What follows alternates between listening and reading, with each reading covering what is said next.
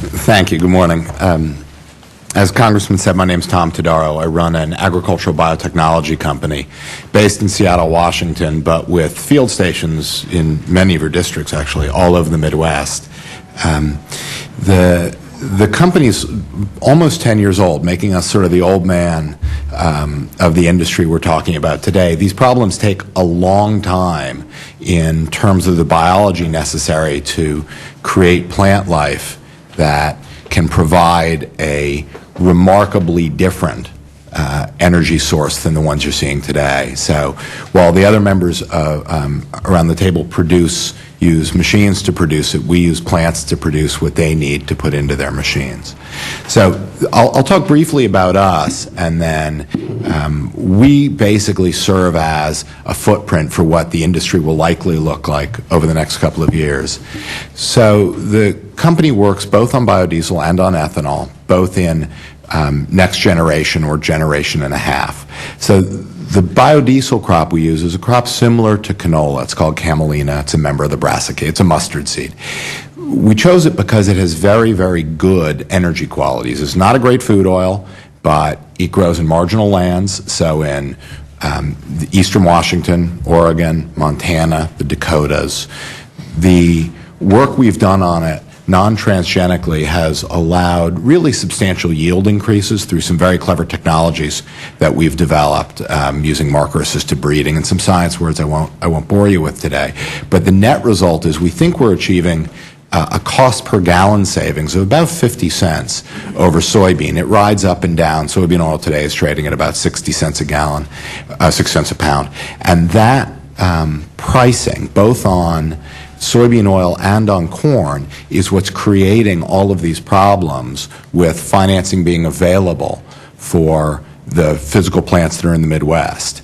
So with camelina, the goal is to do 100 million gallons by the end of 2010. Will be the largest, 2011 probably, will be the largest dedicated second generation feedstock in the country. On the ethanol side, we looked back in time rather than forward in time.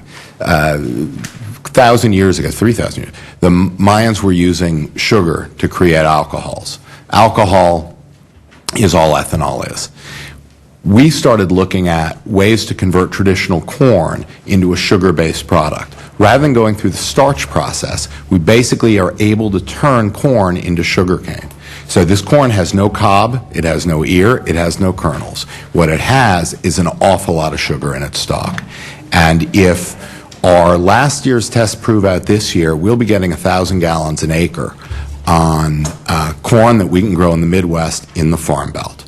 And if this proves out to be true, it helps relieve the food versus fuel debate in a counterintuitive way, which is let's take a small area around the ethanol facility, grow very high energy corn stovers there, and allow that to be the product that feeds the ethanol industry for a certain period of the year. Well, you can't do it all year for some reasons, but it will work 3, 4, 5, 6 months of the year, depending on growing seasons. The third, and I think the most esoteric, but the one that requires the long-term investment that Dr. Bartlett was talking about, is a prokaryotic algae.